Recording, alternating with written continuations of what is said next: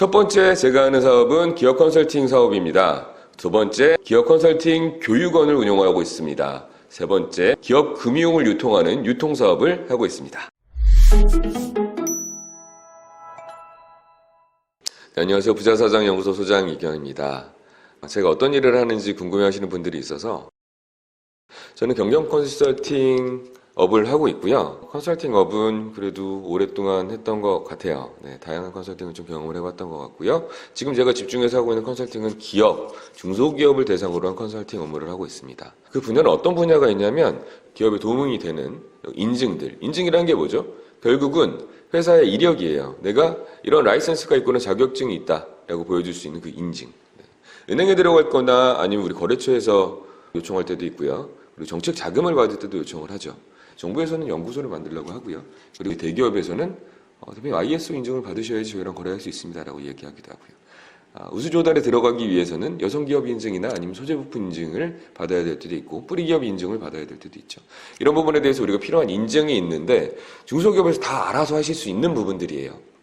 그럼에도 불구하고 기업에서 이걸 하나하나 새로 공부해서 할 수 있을 에너지와 역량과 시간이 없다 보니까 그 부분들을 저희와 같은 컨설팅 회사 의뢰를 하시는데요. 그런 인증 관련된 업무를 하고 있습니다. 두 번째 저희 회사가 하는 일은 정책 자금 관련된 일을 하고 있어요.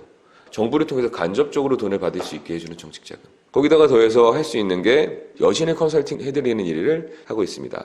기업의 여신, 기업의 대출, 개인사업자는 대출이라고 하고요. 법인 여신이라고 해요. 왜 이 일을 하냐면 인증을 풍부하게 가지고 있고 회사의 재무제표가 좋아지고 회사가 저희들 표현으로 몸짱이 되는 거죠. 회사가 좋아진다고 하면 정부나 은행이나 아니면 우리 투자자들도 저희 회사에게 자금을 더 잘 줄 수밖에 없겠죠. 그런데 자금도 그런 거예요. 은행마다 성격이 틀리고요. 은행마다 가지고 있는 상품이 달라요. 은행마다 미는 업종이 다르고요. 은행마다 처리하려고 하는 그 신용으로 보는 담보의 가치를 틀리게 봅니다. 은행도 하나의 대출이 그냥 대출이 아니고요. 금융상품입니다.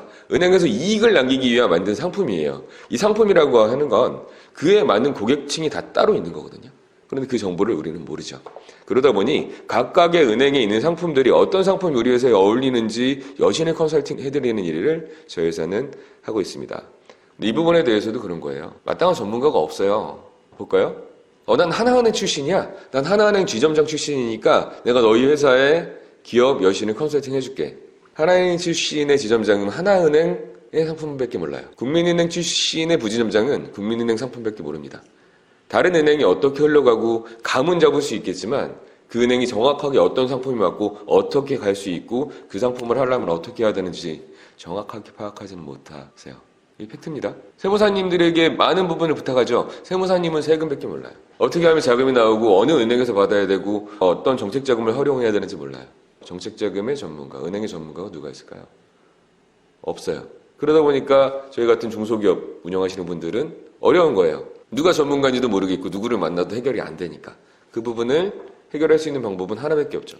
각 은행에 대한 정보를 다 가지고 있고 정부의 정책자금에 대해서 다 알고 있고 어떤 은행과 어떤 정책자금을 콜라보해야 되는지도 알고 정책자금을 운영하는 그 정부기관은 어떤 회사를 좋아하고 그 업무를 담당하는 그 직원은 어떤 게 본인의 실적으로 들어가는지 은행은 어느 정도의 리스크까지를 감당하고 우리 회사를 판단해 줄 수 있을지에 대해서 판단해 줄 수 있는 전문가가 필요한데 시중에는 그런 전문가가 많지 않다고 생각을 해요.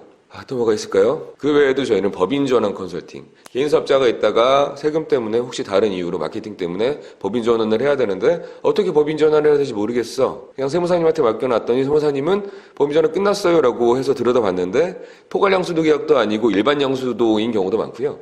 법인 전환을 하면 안 되는 기업들이 법인 전환하는 경우도 너무너무 많고요. 법인을 전환했다는 건 굉장히 불편해요. 통장 관리도 해야 되고 그 마지막 잔고도 맞춰야 되고 근데 그 부분에 대해서도 알려주는 사람도 없고 그 컨설팅 누가 잘하느냐? 저희 회사가 잘해요. 법인 전환 컨설팅. 왜? 일반적인 컨설팅 회사들은 법인 전환 하나 배우잖아요. 그럼 법인 전환 해야 됩니다라고만 얘기해요. 근데 저희는 그렇지 않아요. 대표님 법인 전환 하시는 게 좋은데 대표님 회사 같은 경우는 정책자금 이렇게 걸려있잖아요. 아니면 여신이 걸려있잖아요. 대표님의 회사는 법인 전환 하시면 손해예요. 차라리 법인 새로 하나 세우세요. 그것도 어떻게 세우세요. 그리고 개인사업자랑 법인이나 둘 다 활용하세요. 이 컨설팅 해줄 수 있는 회사가 많지 않아요. 돈의 흐름과 제도적인 흐름을 다 알고 있어야지 컨설팅 해줄 수 있거든요. 저희 회사는 그런 컨설팅 업무를 하고 있고요. 중소기업이 가지고 있는 또 문제점들도 뭐가 있죠? 가지급금 있죠, 가지급금. 가지급금 같은 경우도 그래요. 무조건 가지급금 없애야 됩니다. 그거 아니에요. 가지급금이 있으면 회사 망하고 대표님 나중에 깜빵 가고 큰일 나요. 그렇지 않아요. 가지급금이 안 좋은 건 명확히 맞아요. 은행에서도 안 좋고 정부에서도 안 좋고 안 좋은 건 맞는데 우선순위라는 건 있을 것 같아요. 그래서 가지급금도 합법적인 방법으로 어떻게 하면 처리할 수 있는지. 가지급금 없애는 게 좋으니까. 가수금도 마찬가지고요. 가수금이 있다고 하는 건 또 정부에서 매출 누락으로 볼 수도 있어요. 와, 이 친구가 가수금이 있어? 가수금이 있다는 건 뭔가 현금이 들어와서 그거를 본인이 가지고 있다가 법인을 넣었겠지. 야, 그렇다고 하면 이거 뭐야? 이 회사 매출 누락이 있구나? 그렇게 생각할 수도 있죠. 엄밀히 얘기하면 가지급금보다 더 무서운 게 가수금이거든요. 세금적인 측면에서는. 가수금에 대해서도 어떻게 처리를 하는지에 대해서 컨설팅을 해드리고요. 이런 내부적인 거. 기업의 정관이라고 있죠. 기업의 법, 정관 관련된 컨설팅도 저희가 진행을 하고 있고요. 그렇습니다.